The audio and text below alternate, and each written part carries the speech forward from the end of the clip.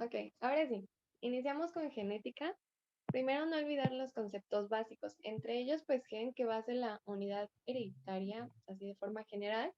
Y algo aquí que no quiero que se traben con estas dos definiciones, no quiero que los traben diciendo de qué es un genotipo y qué es un fenotipo. No, acuérdense, genotipo va a hacer referencia a los genes, lo que no podemos ver. Entonces, genotipo es aquello que no podemos ver y fenotipo es lo que se va a estar expresando, lo que nosotros vamos a poder ver en todos los individuos. También aquí hay otros conceptos importantes que son, por ejemplo, los alelos, que va a ser la versión o una parte del gen. De aquí, ¿con qué otro término se confunde? Bueno, lo de las herencias dominantes y no dominantes lo vamos a ver un poquito más adelante. Entonces, vamos a iniciar con los ácidos nucleicos. Para formar un ácido nucleico, primero que nada vamos a necesitar tres elementos básicos. Vamos a necesitar la base nitrogenada, una pentosa, que recuerden, la pentosa va a ser un azúcar de 5 carbonos, y un ácido fosfórico, el cual al unirse pues al unirse a la base nitrogenada y a la pentosa, entonces nada más se va a convertir en un grupo fosfato. No sé por qué no me deja aquí señalar. Bueno, pero ustedes imaginen que les señalo ahí. Bueno, entonces vamos a tener dos tipos de pentosas. Vamos a tener el ácido ribonucleico, que va a tener una ribosa, y vamos a tener el ácido desoxirribonucleico. Aquí también, para que no los atoren, a veces les ponen imágenes, ya sea en los exámenes o simplemente cuando les están preguntando y les dicen, a ver, identifícame cuál es una ribosa y cuál es una desoxirribosa. El truco aquí para que lo encuentren fácil, aquí a la izquierda van a ver las imagencitas, es que la ribosa en los carbonos 2 y 3 van a ver que tiene OH, o sea, oxígeno e hidrógeno. En cambio, la desoxirribosa, que es la que va a formar al ácido desoxirribonucleico, no va a tener un oxígeno en el segundo carbono. Entonces, aquí, espero que esto se lo aprendan. Le falta un oxígeno, por eso se llama desoxi. Entonces, si les enseñan la imagen, quiero que ahí cuando lo vean digan así, rapidísimo, ah, esta es una desoxirribosa, y no los vayan a trabar ahí. En el ADN vamos a tener adenina, la cual se va a unir a timina, y recuerden, aquí la forma en la que a mí me la enseñaron es, las flacas se unen con las flacas y las gordas con las gordas. La A es una letra flaca, y la T también. Si las ven escritas se van a dar cuenta que están delgaditas. Estas, al ser delgaditas, van a necesitar menos fuerza para unirse. Entonces se van a unir únicamente con dos puentes de hidrógeno. En cambio, la guanina y la citosina, que son letras gordas, son más redonditas, entonces necesitan más fuerza para unirse. Estas se van a unir con tres puentes de hidrógeno. Y aquí en el DNA, pues van a ver que aquí hay tres puentecitos en la parte del medio. Estas uniones, pues al tener tres puentes, va a ser un poquito más fuerte que la unión de la timina con la adenina. En cambio, bueno, esto va a ser en el ADN. En cambio, en el ARN vamos a tener adenina unida a uracilo. Entonces, en el ARN no vamos a tener timina. Esto también importante. Punto clave. En el RNA no hay timina, hay uracilo. ¿Ok? ¿Hasta aquí alguna duda?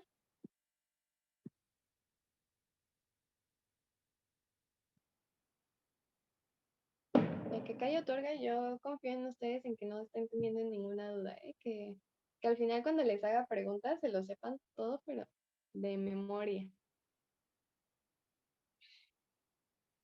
Ahora, aquí vamos a tener...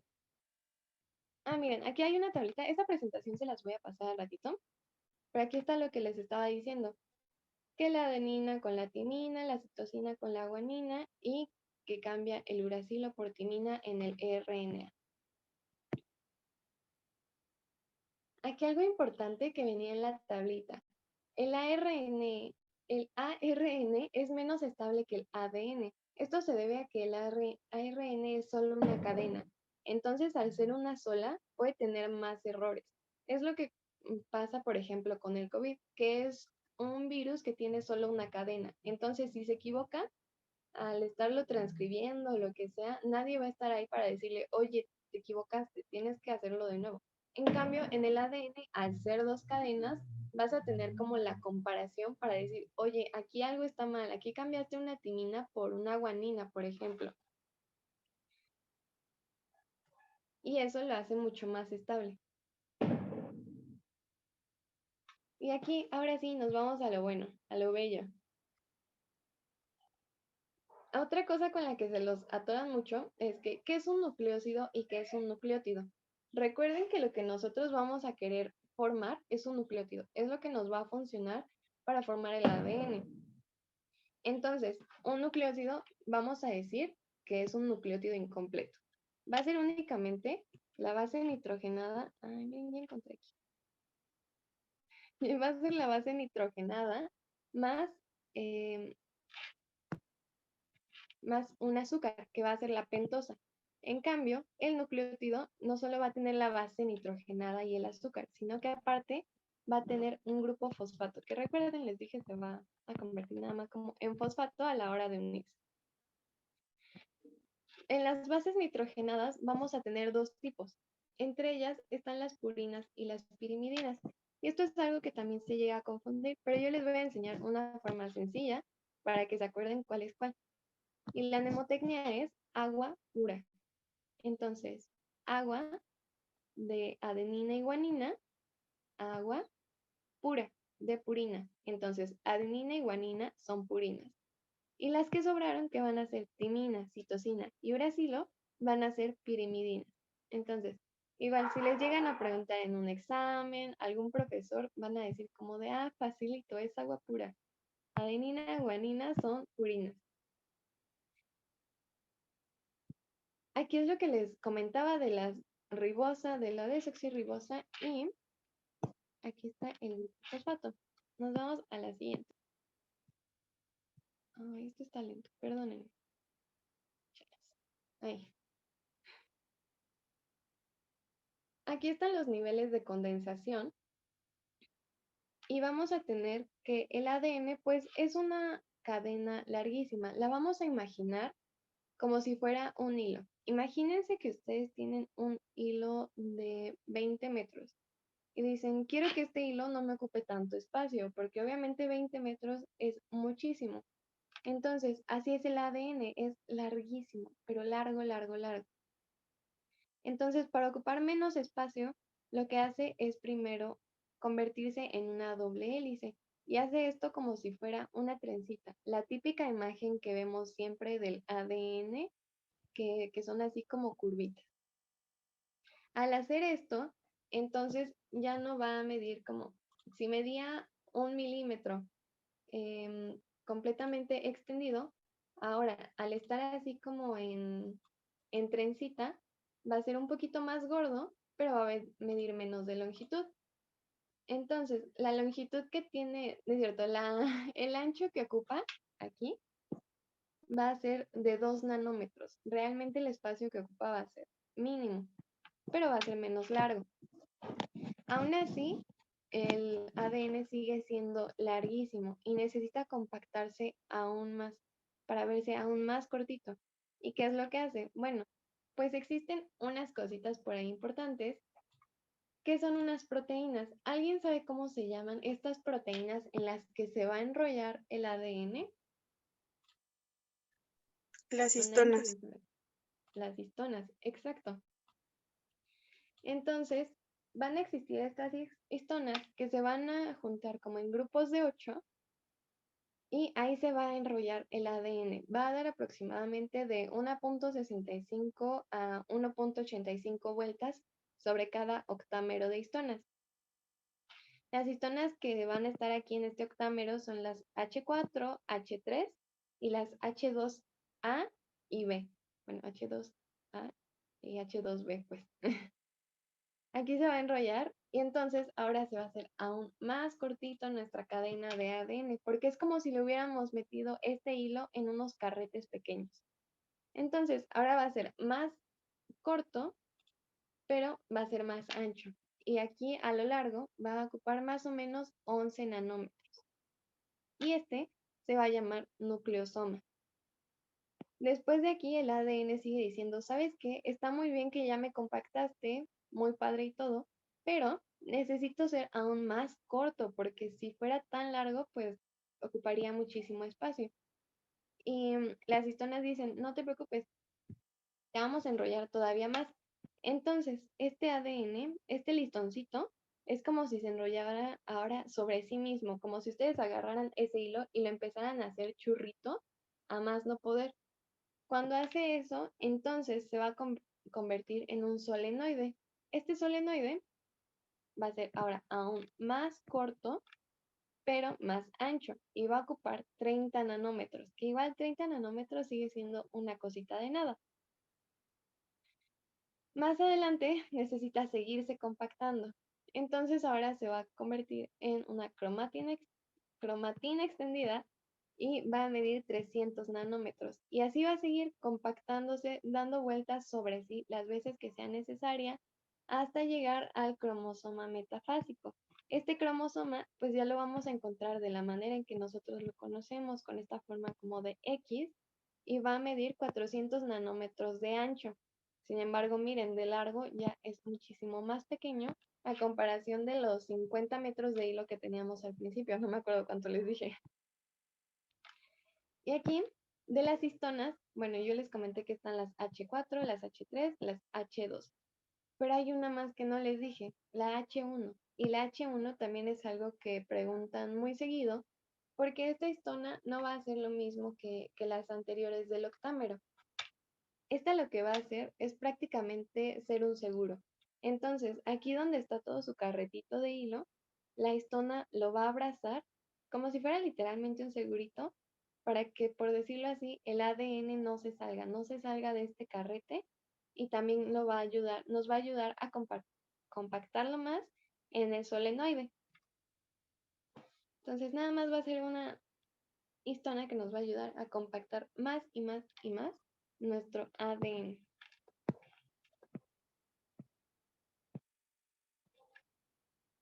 También es importante, bueno, están estas proteínas histonas, sin embargo tenemos otras proteínas que pues realmente no son histonas, pero son importantes en el ADN.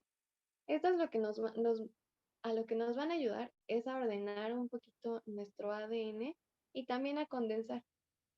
Sin embargo, pues no hay alguna aquí en específico que yo les diga como, estas se las tienen que aprender. No. A lo que normalmente les damos más peso es a las histonas. Son como de las más importantes en esto que estamos viendo. ¿Aquí alguna duda? Recuerden, apréndanse bien lo de los nucleosomas, que son 10-11 nanómetros, el solenoide, que es de 30 nanómetros, y el cromosoma, que es de 140 nanómetros, y lo de las histonas. Creo que es de lo más importante que deben conocer. ¿Alguna duda? Porque si no, yo me sigo, me voy como hilo de media.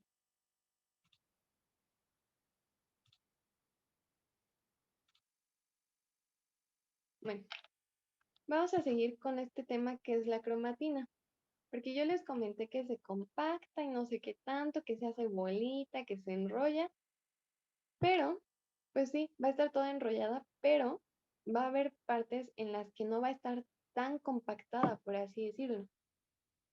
Entonces, a la cromatina le vamos a dar dos nombres, heterocromatina y eocromatina. ¿Cómo se las pueden aprender? Porque la verdad a mí en su momento confundía mucho. Bueno, pues la heterocromatina va a ser la que va a estar más heterogénea, o sea, más compacta, más apretadita. Como aquí lo dice, más condensada.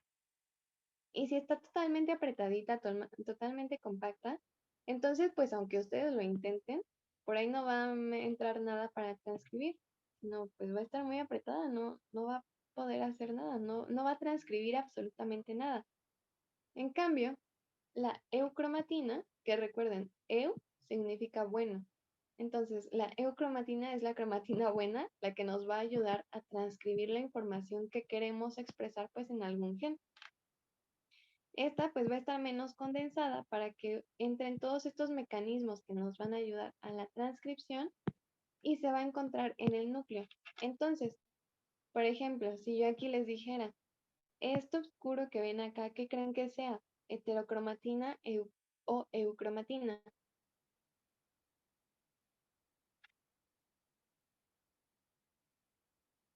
Nadie me contesta, pero oscuro. Heterocromatina. Entonces, justo, esto es heterocromatina. Y lo que está aquí, que lo podemos ver pues más clarito, por aquí pasa más la luz, obviamente, porque está menos condensado. Esta va a ser la eucromatina, que nos va a dejar estar haciendo las transcripciones que nosotros queramos.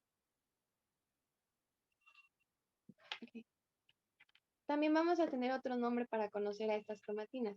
La heterocromatina la vamos a conocer como constitutiva. ¿Qué es constitutiva? Pues prácticamente que nos va a ayudar a constituir las paredes, la forma, todo la arquitectura de nuestro cromosoma, de nuestro gen, por ejemplo. Y va a estar en los telómeros principalmente y en los centrómeros, que son áreas que pues no se van a transcribir y que de hecho se pueden llegar a dañar.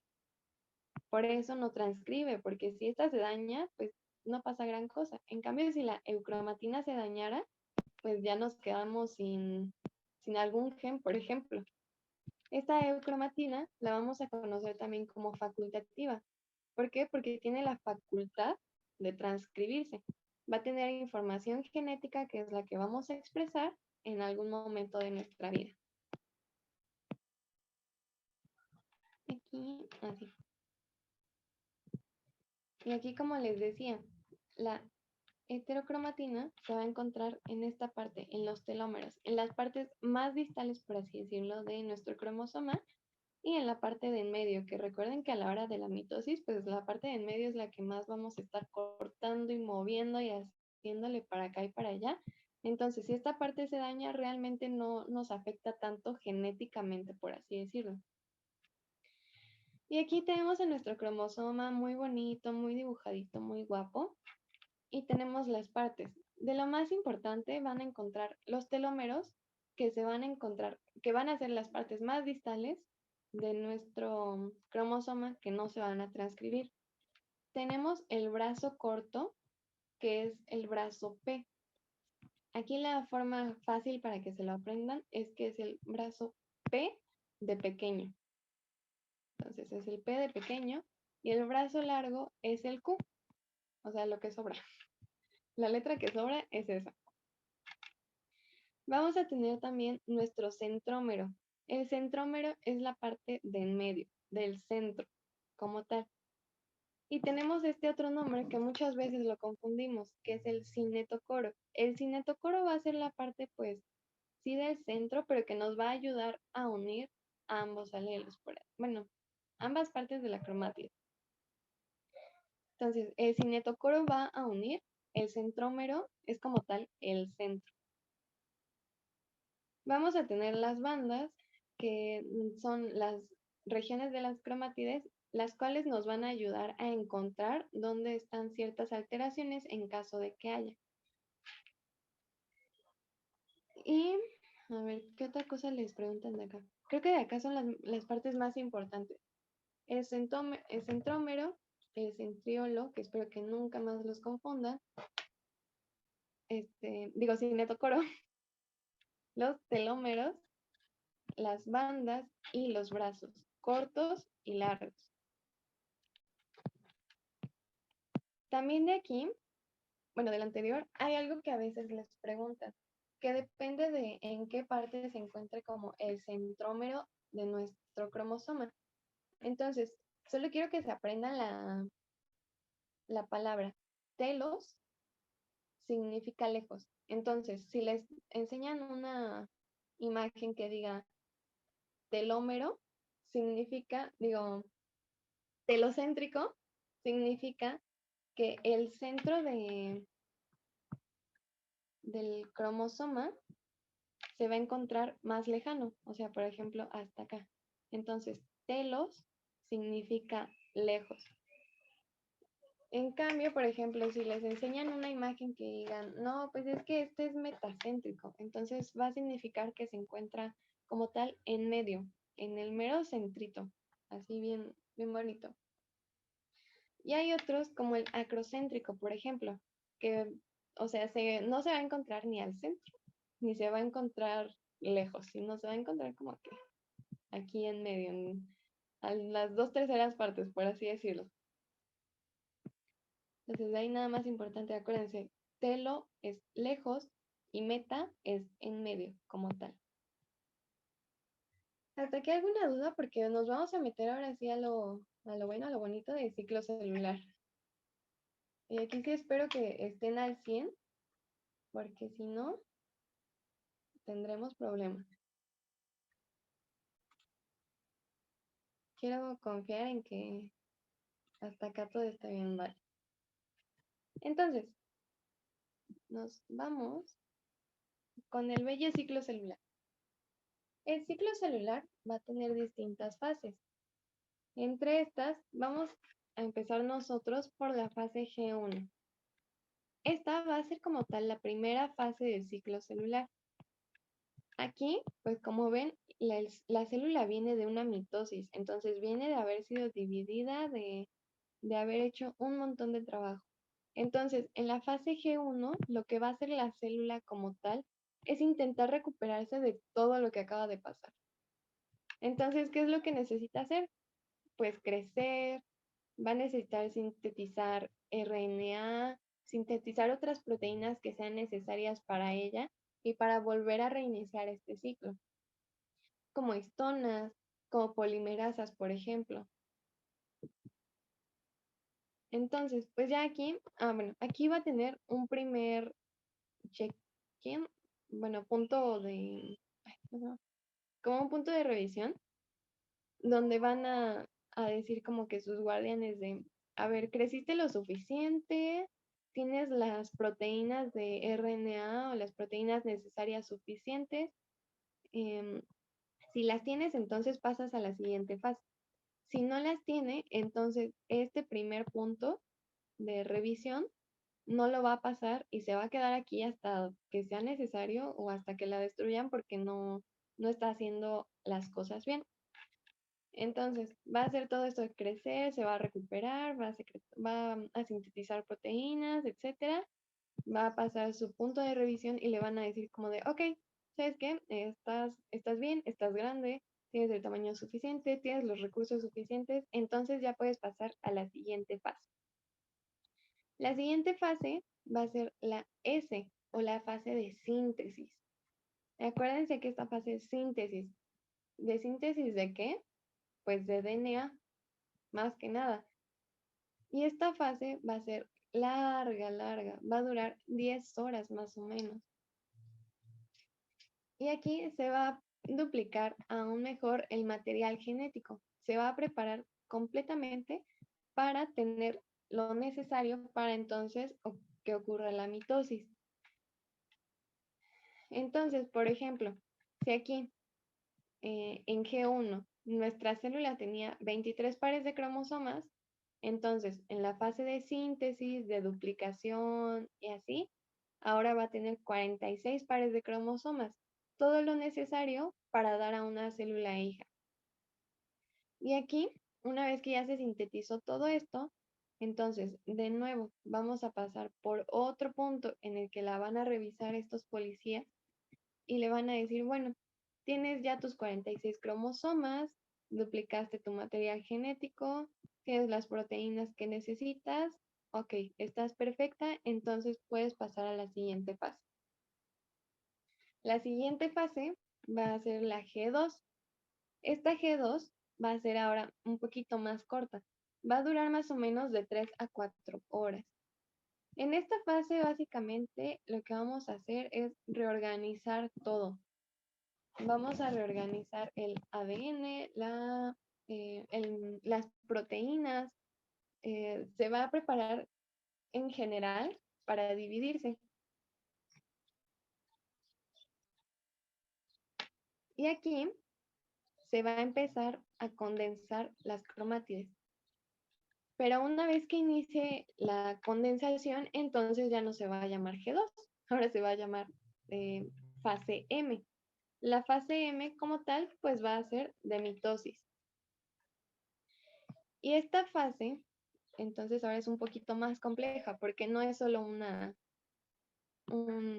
solo va a ser una cosa, sino va a ser varias. Y la fase M la vamos a dividir en 4 o 5 fases, dependiendo de qué persona se los explique. Aquí lo tengo como si fueran nada más 4, pero les voy a explicar cuál es esta quinta, que está como en medio de estas dos.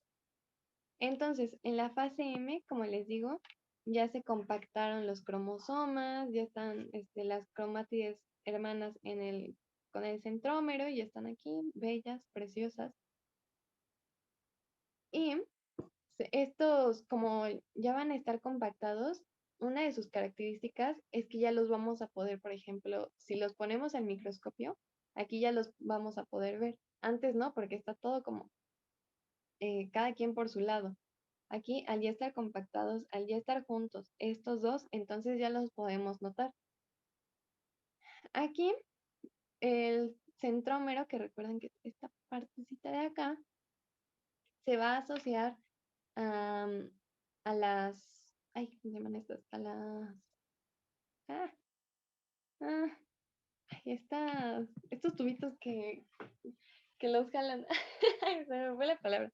Pero bueno, se van a asociar a estos y una vez que lo hacen, los va a poner en medio, los va a formar en el uso mitótico. Lo van a encontrar como uso mitótico, lo van a encontrar como, como línea mitótica, la pueden encontrar de varias formas, pero el punto es que los va a alinear. Ay, sigo sin acordarme cómo se llama esta. ¿No son los centriolos? No, no son los centriolos, tiene un nombre. Ah, ah. Bueno, ahorita me acuerdo y se los digo. Son los usos, Pero ¿no? bueno, los usos, sí, los usos, que lo van a acomodar aquí al centro, gracias a la persona que me salvó de mi mala memoria. Entonces, ya los va a acomodar aquí al centro y al estar aquí ya centraditos, bien formaditos, acomodados, se va a llamar metafase. Pero entre la profase y la metafase, algunas personas les van a decir que no, no, no, es que aquí hay una fase que nadie cuenta, que es la prometafase.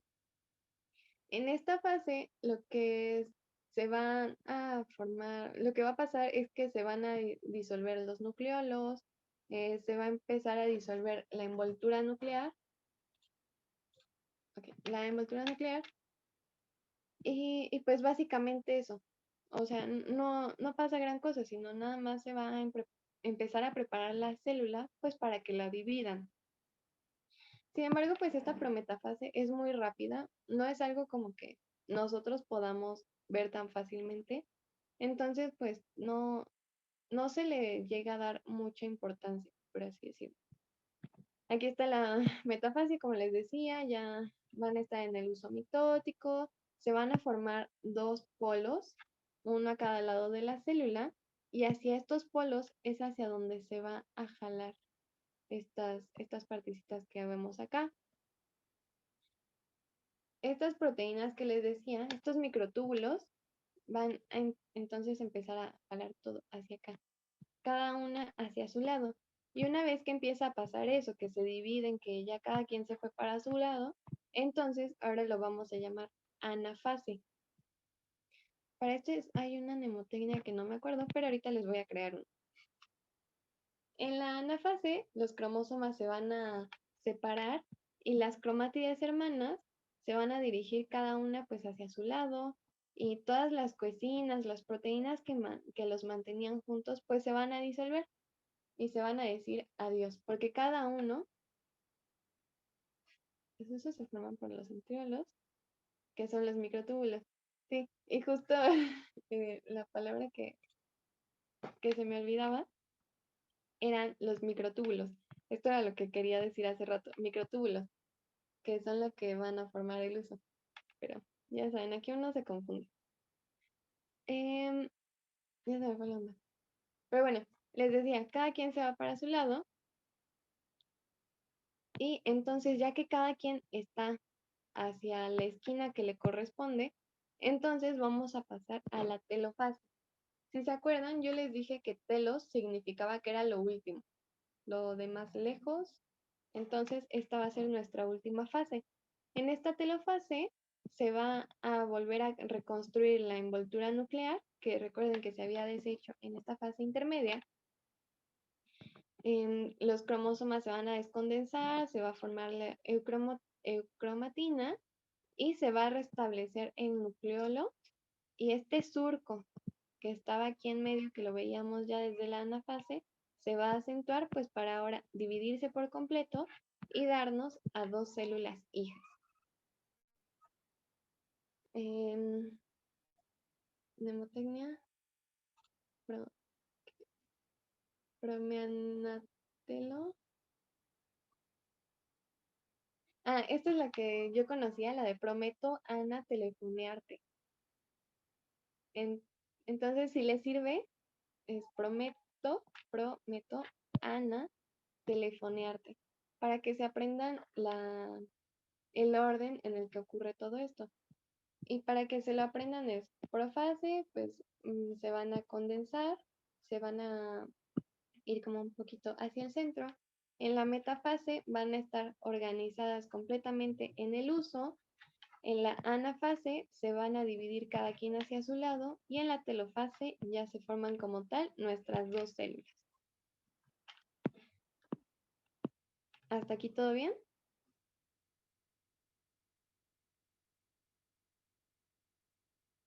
Ok. Confío en que hasta aquí todo bien.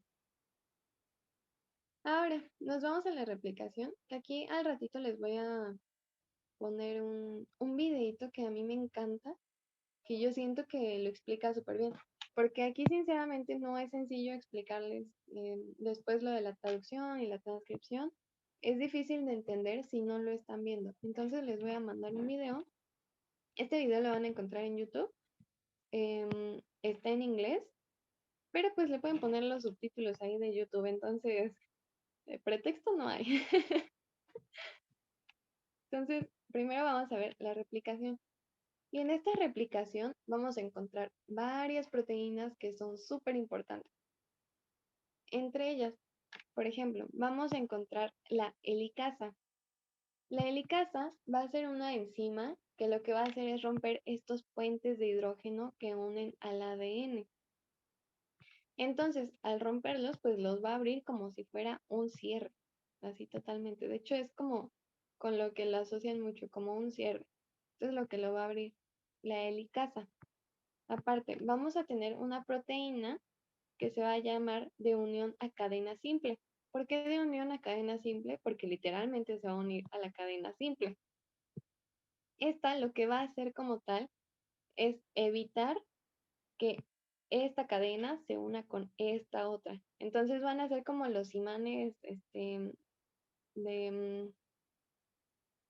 que va a ser positivo con positivo para que estas dos cadenas se repelan.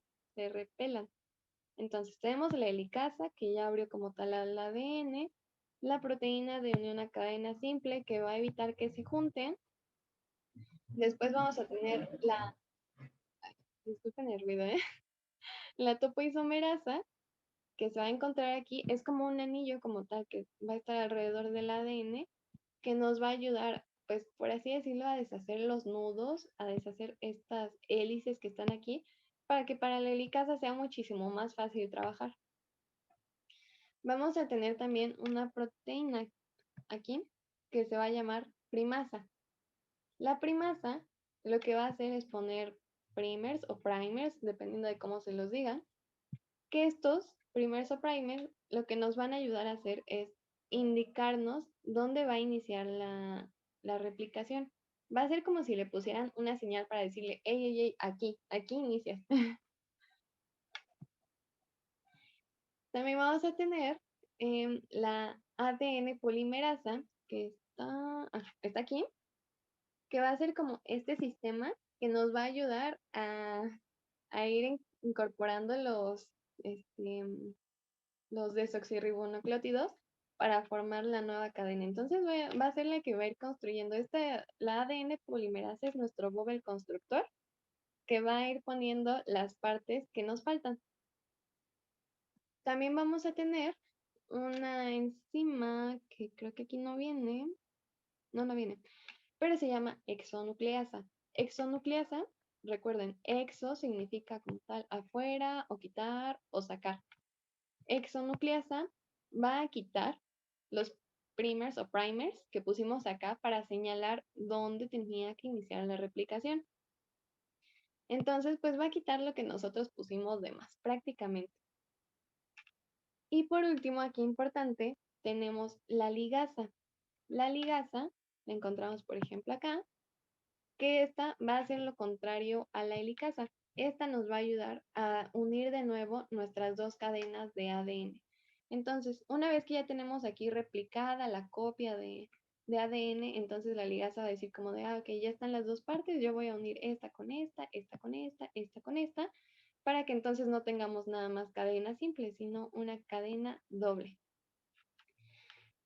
Ahora, aquí recuerden que esta ADN polimerasa va a funcionar únicamente en dirección 5', 3'. O sea que del otro lado, pues ni caso les va a hacer. Por eso, la cadena que va en dirección 3' a 5' es un poquito más lenta, por así decirlo. En esta, pues vamos a tener igual nuestros primers, van a empezar a unirse nuestra guanina, que la citosina, que la timina, lo que sea que haga falta, pero va a ir de poquito en poquito, porque le va a decir, ¿sabes qué? Inicia acá, y como nada más podemos replicar en una dirección, entonces va a iniciar de acá hacia acá. Luego ya terminó esta parte y va a iniciar de acá hacia acá. Y así, por partecitas, de poquito en poquito. En cambio, la otra va a ir como tal de seguidito. Aquí todo, pum, pum, pum, pum. Y aquí va a ir de partecita en partecita. Estos se van a llamar fragmentos de Okazaki.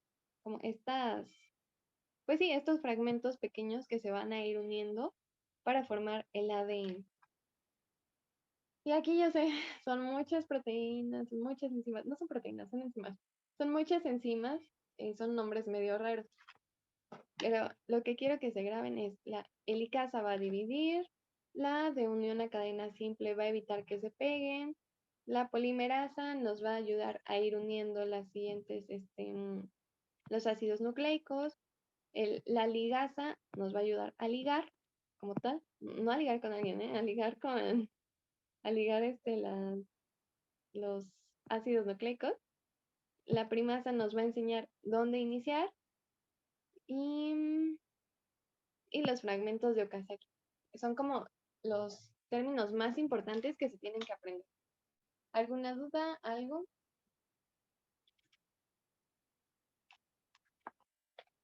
Ok, déjenme tomar agüita.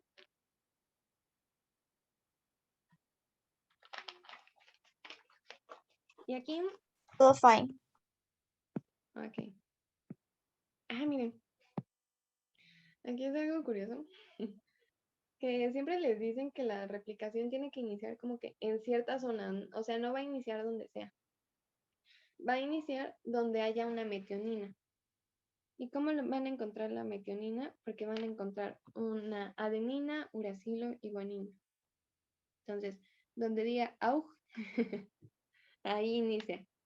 Y para terminar, lo que les va a dar como la indicación de que hasta ahí se debe hacer la replicación y no más, van a ser estas, que yo me las aprendí de una manera bien curiosa, porque la señal de alto es la Universidad Autónoma de Guanajuato y la Universidad de Guanajuato Autónoma y la Universidad Autónoma de Aguascalientes, si les gusta. Entonces, las que van a detener hasta dónde es la replicación son puras universidades, ¿ok? Y aquí, la verdad, ni les puse de replicación y de transcripción y traducción. Digo, de transcripción y traducción, porque les digo que para esto hay un videíto, pero bello. Entonces, Entonces, eso se los voy a dejar con el videito para que yo no los haga más bolas. Entonces, si vamos todo bien, entonces espero que estén listos pues para empezar a ver herencia, mutaciones y todo esto, ¿verdad? Espero que sí estén muy listos. Iniciaremos con las leyes de Mendel. Y recuerden que Mendel era un señor que pues obviamente no tenía nada que hacer. Tenía mucho tiempo libre y un día dijo, pues ¿qué haré? Me voy a poner a experimentar con chícharos. Y al experimentar con estos chícharos se dio cuenta de unas cosas súper, súper raras. Y pues hizo sus propias leyes. La primera ley que hizo es la ley de la uniformidad. Esta va a decir que cuando se cruzan dos individuos, dos individuos con una genética distinta, pero que son homocigotos, recuerden, homo significa que son iguales. Por ejemplo, aquí algo pues sencillo para que lo entiendan es si una persona es heterosexual, quiere decir que le atrae a alguien del distinto sexo. Entonces, hetero significa distinto, homo significa igual. Entonces, si tenemos dos progenitores homocigotos, que por ejemplo este es un homocigoto dominante y este es un homocigoto recesivo, entonces su hijo va a ser heterocigoto, porque va a tener una parte de dominante y una parte del recesivo. Heterocigoto significa que está combinado. Esa es la primera ley, la de la uniformidad. A grandes rasgos, aquí explicamos de forma que intentamos que ustedes entiendan. La siguiente ley va a ser la de segregación. Esto quiere decir que cada versión de su gen, o bueno, cada alelo, que los representamos aquí con letras, va a dar una característica y se va a dar como, por así decirlo, de forma proporcional. Entonces, por ejemplo, si nuestro progenitor en este caso es un heterocigoto, entonces sus hijos van a tener 50% de probabilidad de obtener el gen A mayúscula y el 50% de probabilidad de obtener el gen A minúscula. Esa es la ley de la segregación. Y la tercera ley de Mendel, que va a ser la de transmisión independiente, quiere decir que, por ejemplo, si tenemos dos características en nuestro progenitor, pues cada característica puede ser independiente. No significa que, por ejemplo, si aquí tenemos una bolita amarilla y lisa, em, tenga que ser los hijos forzosamente amarillos y lisos. Ay, espérame, los voy a revolver. Si tenemos progenitor, uno amarillo y liso y otro verde y rugoso, no quiere decir forzosamente que el hijo vaya a ser amarillo y liso o verde y rugoso, sino puede ser amarillo rugoso. O sea, se pueden combinar aquí porque cada característica es diferente. Cada característica es independiente una de la otra y pues podemos hacer como 20,000 combinaciones, pues dependiendo de qué tantas características nosotros queramos agregar. Y ese es el principio de la ley de la transmisión independiente. Es la tercera. Aquí pues esta imagen siento que más o menos se entiende y es la forma, una de las formas más sencillas de comprenderlo. Y nos seguimos. Entonces, bueno, pues yo les dije que pues necesitamos saber cómo son los progenitores, para saber cómo son los hijos y no sé qué tanto. Nosotros para ver, por ejemplo, en el caso de las mutaciones o de enfermedades, cómo fue la transmisión de padres a hijos, de abuelos a nietos, y así de generación en generación, lo que utilizamos son árboles genealógicos, que claramente no les puse una imagen. Pero estos árboles genealógicos no son como los que hacíamos en la primaria, que era literalmente un arbolito y poníamos la foto y así. No. Aquí utilizamos formas y cada forma va a significar algo distinto. Entonces, por ejemplo, Vamos a poner el árbol genealógico de Juanito, que es un hombre que tiene una mutación. Juanito tiene a sus dos papis y como están en una línea superior a él, bueno, como son sus padres, los vamos a poner en una línea superior. Ay, hago unos dibujos bien feos, ¿eh? Y digamos que lo vamos a representar así.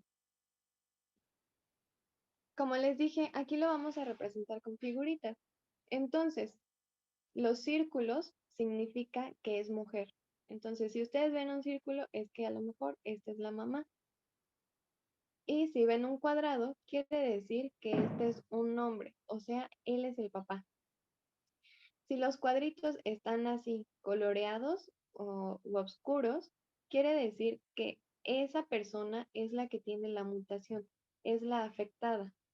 En cambio, si lo encontramos así limpiecito como acá, quiere decir que esa persona pues no tiene ninguna mutación.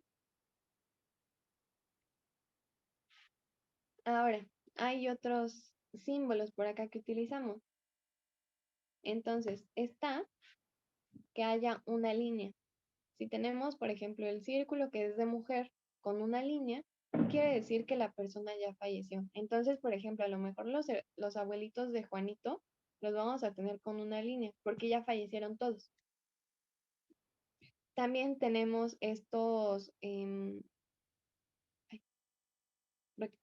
son rectángulos, son rombos, que quiere decir que es sexo indeterminado. Entonces, si por ejemplo está aquí papá, papá, aquí mamá, y tenemos un rombo, a lo mejor quiere decir que la mujer está embarazada y todavía no sabemos el sexo del hijo.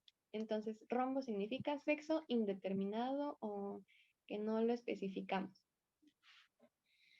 Vamos a tener también otra simbología que es un punto en medio, significa que la persona es portadora, pero a lo mejor pues no ha expresado la enfermedad.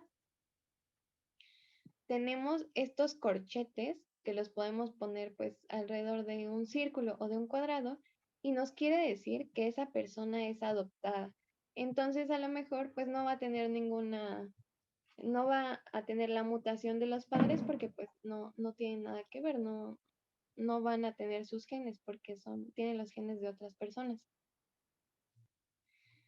Estas dos líneas significa que son consanguíneos y si les ponemos como un triangulito arriba, significa que que son gemelos. Aparte de esto, ustedes van a encontrar que a veces les ponen, por ejemplo, así el cuadrito y tiene la mitad coloreada, nada más la mitad, y la otra mitad está limpia. Quiere decir que a lo mejor tiene el gen de la mutación, que tiene un gen mutado y el otro normal, pero pues a lo mejor no lo he expresado porque es un gen recesivo.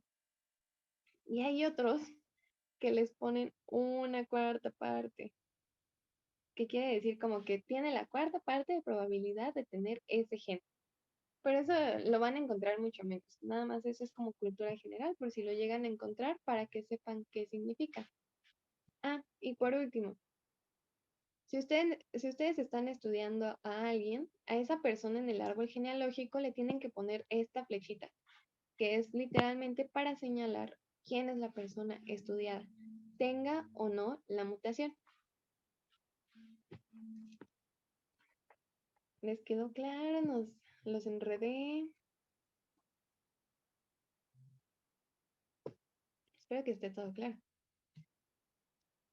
Y ahora, yo les estuve diciendo que no, pues que es dominante, que es recesivo, y ustedes ven, está como, ajá, pero primero explícame qué es eso, ¿no? Entonces, por ejemplo, mm, nosotros normalmente cuando escribimos que un gen es dominante, le ponemos una letra mayúscula para saber que pues es el mero mero, el que se va a expresar más fácilmente. Entonces, aquí, por ejemplo, tenemos un ejemplo de herencia dominante.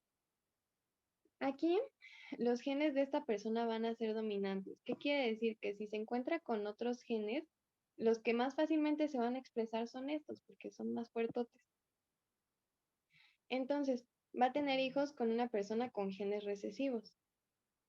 Y en la mayoría de sus hijos, como en casi todos, es cierto, en todos sus hijos va a tener estos genes dominantes. Y es más fácil que se expresen porque son más fuertes, le van a ganar a los recesivos, que son un poquito más débiles. En cambio, si tenemos genes recesivos, la forma en la que vamos a lograr que se expresen es teniendo dos genes recesivos. Entonces, por ejemplo, digamos que este es el gen recesivo. Si tenemos dos y casualmente a un hijo le tocan estos dos, que sería este, entonces lo que se va a expresar es pues esa característica recesiva. No sé si me di a entender o confundí un poquito acá.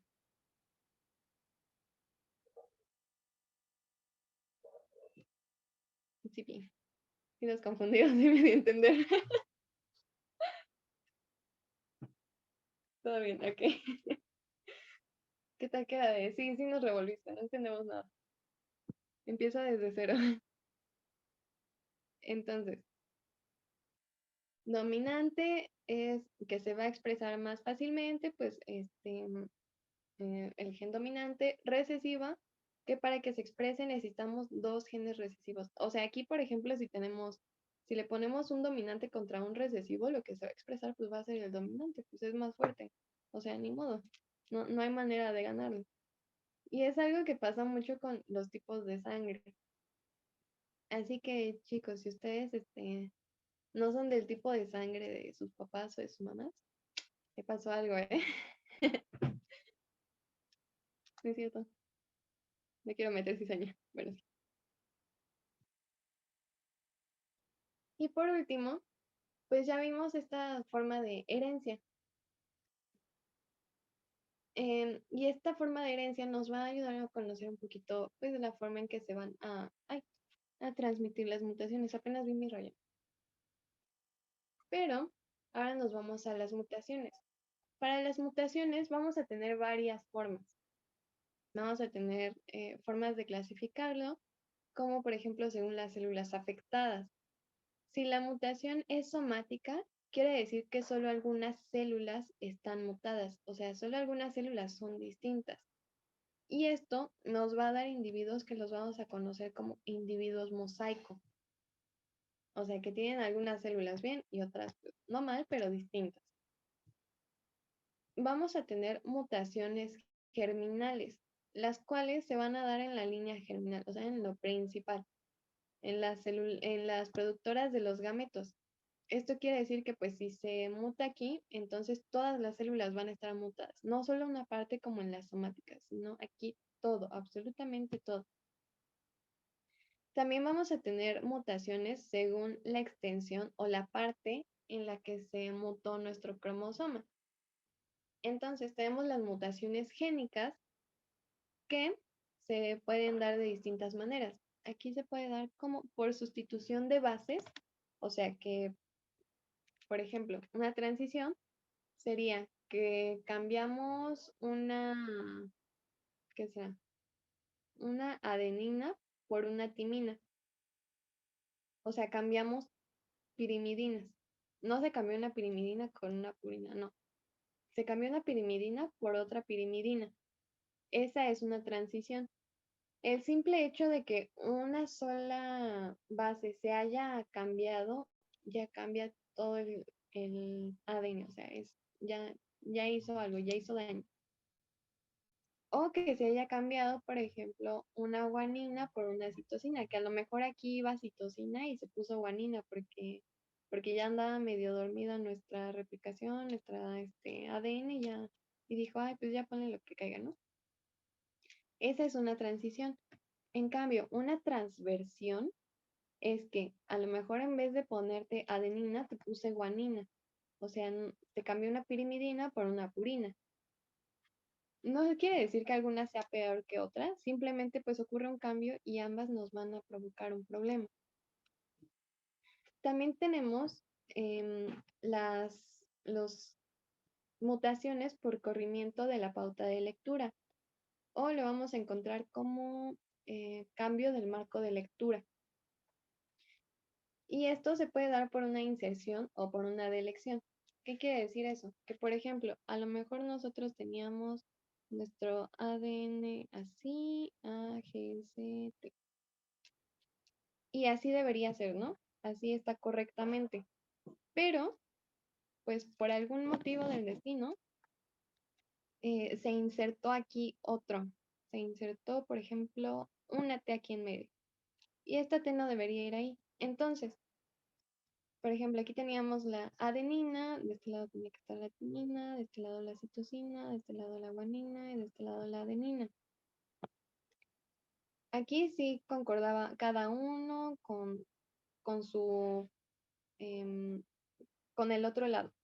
Aquí sí coincidía, estaban todo bien, pero si le metemos uno más, entonces timina ya no va a quedar con citosina. Entonces, el marco de lectura o la forma en la que nosotros estamos leyendo esto ya no se va a ver igual. Y pasa lo mismo si fuera al revés, que a lo mejor en vez de aumentar uno, quitamos. Entonces, por ejemplo, es como si viéramos una palabra, que aquí dijera gato, y le quitas una letra, entonces ya no va a decir gato, va a decir gao. Por eso se llama del marco de lectura, porque lo estamos cambiando la forma en que leemos, en que vemos las letras. Tenemos también las cromosómicas, que pues aquí va a haber una duplicación del ADN, o a lo mejor se invirtió y se puso donde no iba, o igual hubo una delección, pero mayor, ya no solo de una base, sino de varias, o una translocación, quiere decir únicamente que una se cambió a un lugar donde no iba. Las genómicas, pues ya son las que normalmente nosotros vemos, que son las euploideas o las aneuploidías. La euploidía quiere decir que tenemos como tal un gen de más.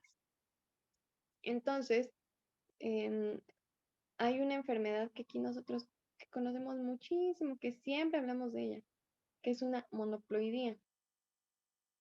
Y lo conocemos vulgarmente como síndrome de Down. Bueno, no vulgarmente, pero lo conocemos normalmente como síndrome de Down. Esa es una poliploidía, porque tenemos un cromosoma de más, un cromosoma que no debería estar ahí. Y por ejemplo, una aneuploidía sería que nos falte un gen. Tenemos una mutación, ¿cómo se llama? Klinefelter. Sí, creo que es Klinefelter, donde tenemos un gen de menos. Entonces, esa sería una aneuploidía, porque nos faltó, nos hizo falta. Por último, pues tenemos las mutaciones inducidas, o sea, por ejemplo, inducidas que a lo mejor ya saben que dicen que, pues los rayos ultravioletas les cambian genoma. Esta sería una mutación inducida. O espontáneas, que son pues mayormente, que es cuando ocurren nada más de buenas a primeras, porque algo falló. Y pues tenemos también otra forma de clasificarlas según de qué tan buenas o malas son. Si son perjudiciales, neutras o pues no, simplemente no van a hacer nada. No van a causar ninguna diferencia. Y creo que hasta aquí, ajá, hasta aquí es todo. Voy a quitar la presentación. Y díganme, ¿tienen alguna duda? Algo que hayan dicho, no entendí, sí entendí. Dudas puntuales que ustedes tengan, que digan, yo no entiendo para nada X tema. ¿Algo?